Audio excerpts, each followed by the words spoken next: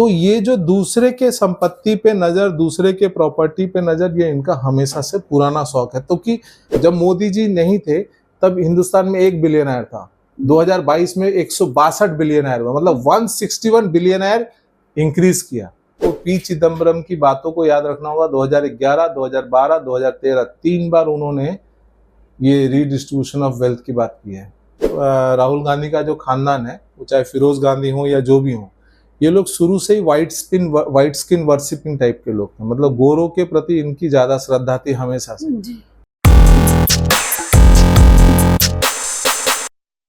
नमस्कार, निष्कर्ष भारत देख रहे हैं आप। आपके साथ मैं स्नेहा गुप्ता। लगातार चुनाव के बीच हम उन सब मुद्दों के बारे में चर्चा कर रहे हैं जिसकी जरूरत जनता को जानने के लिए है और जिस पर लगातार राजनीति हो रही है। आपको बता दें, देश में भी इस बार जिस तरीके का माहौल है, भारतीय जनता पार्टी है, आपको बता दें बिहार में एनडीए है, महागठबंधन है, इंडिया अलायंस और बेसिकली बीजेपी के बीच में मुकाबला है और ये मुकाबला दिन ब दिन दिलचस्प होता जा रहा है। लेकिन इल्जामों का जो दौर है वो शुरू होता हुआ नजर आ रहा है। आपको बता दें, रीडिस्ट्रीब्यूशन ऑफ वेल्थ पे लगातार चर्चा हो रही है और हमारे साथ खास बातचीत करने के लिए संजीव श्रीवास्तव सर है, सीधे जुड़ते हैं। सर, सबसे पहले इस मैटर को आप कैसे देखते हैं?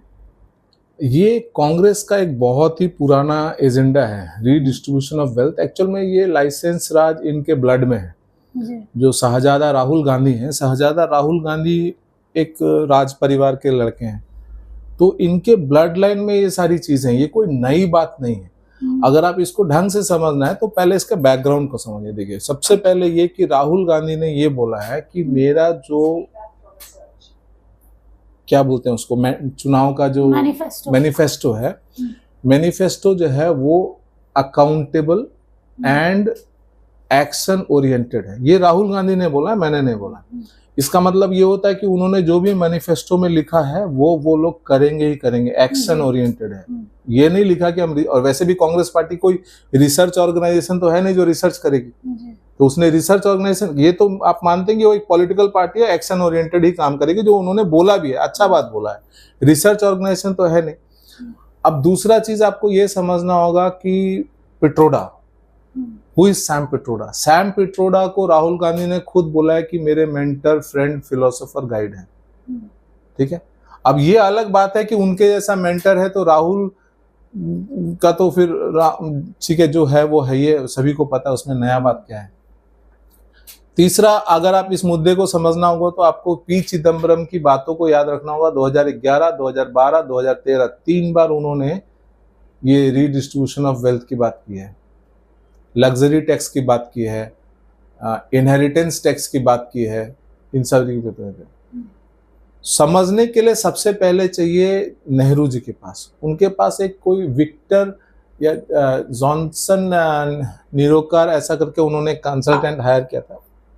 देवर वेरी, मतलब सिंस बिगनिंग शाहजादा राहुल गांधी का जो खानदान है, वो चाहे फिरोज गांधी हो या जो भी हो, ये लोग शुरू से ही व्हाइट स्किन वर्शिपिंग टाइप के लोग थे, मतलब गोरों के प्रति इनकी ज्यादा श्रद्धा थी हमेशा से।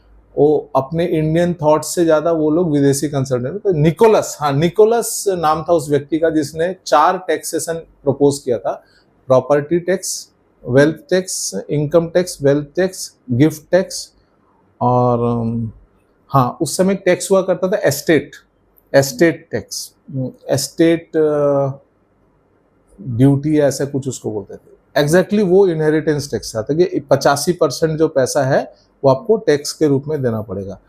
और संजय गांधी का भी अगर आप जिक्र सुने होंगे कई बार कि उन्होंने बहुत सारे राज खानदानों के घरों के अंदर तोड़फोड़ की थी खजाना निकालने के लिए। तो ये जो दूसरे के संपत्ति पे नजर, दूसरे के प्रॉपर्टी पे नजर, ये इनका हमेशा से पुराना शौक है। तो कि ये एक ऐसा माध्यम होता है जब आप लोगों को डरा सकते हैं संपत्ति के माध्यम से।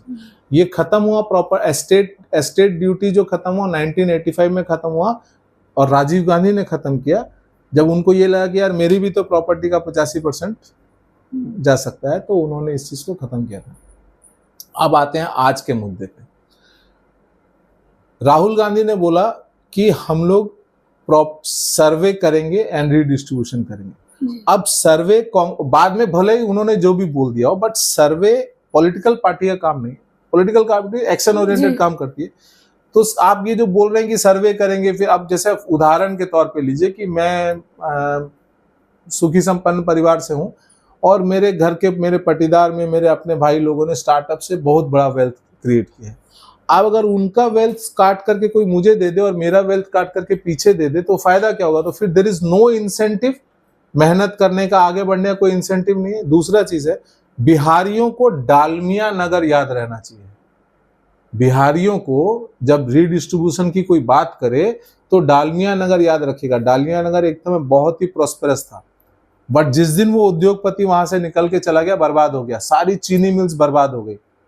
ठीक है, अगर आज के दिन में हम ये सब ड्रैकोनियन लॉ के बारे में बात करते हैं कि भाई हम इनहेरिटेंस लगाएंगे, हम तो हमारे यहाँ ऑलरेडी प्रोग्रेसिव टैक्सेशन का मेथड होता है, मतलब जिसका ज्यादा इनकम उसका उतना टैक्स ज्यादा, बट उसके ऊपर अगर आप लग्जरी टैक्स लगा देंगे, एस्टेट ड्यूटी फिर से इंस्टेट करेंगे, ये तो गलत चीज है। दूसरा चीज है कि डिस्ट्रीब्यूशन ऑफ वेल्थ हम लोग कर चुके हैं।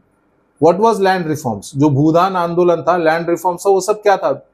It was redistribution of wealth only. अब उस फेज में जब मोदी बोलते हैं कि हमको 2047 का भारत बनाना है, हमको आज जब मोदी जी नहीं थे तब हिंदुस्तान में 1 बिलियनर था, 2022 में 162 बिलियनर हुआ, मतलब 161 बिलियनर इंक्रीज किया। तो जिस तरफ एक तरफ हमारे प्रधानमंत्री मोदी जी हैं जो 2047 की बात करते हैं, एक राहुल जी हैं जो हमको 1950 में लेके जाना चाहते हैं, उनके मेंटोर हमको 1950 में वापस लेके जाना चाहते हैं। तो ये जो है, ये एक ऐसा कैओटिक स्टेट है जो आपको सिर्फ डालमिया नगर देगा, आपको जमशेदपुर नहीं दे सकता है, आपको जामनगर नहीं दे सकता है। ये जो विजन है राहुल जी का, खैर उनके पास कोई विजन ही नहीं है, चलिए ये डिस्ट्रक्टिव विजन को भी अगर आप विजन बोल देते हैं, क्योंकि एक एलिट विजन जो एक एलिट फ्री कॉन्सेप्ट होता है, एक चोर का भी विजन होता है, एक साइंटिस्ट का भी विजन होता है, एक आर्मी ऑफिसर का भी विजन होता है। तो विजन जो है ये एलिट फ्री कॉन्सेप्ट है। अगर इसको, इस डिस्ट्रक्टिव विजन को भी मैं विजन का शब्द दे देता हूं तो ये आपको बहुत सारे डालमिया नगर दे सकता है, 2047 का भारत नहीं दे सकता है। और ये इनके ब्लड लाइन में है कि किसी भी तरीके से इस चीज को करना है।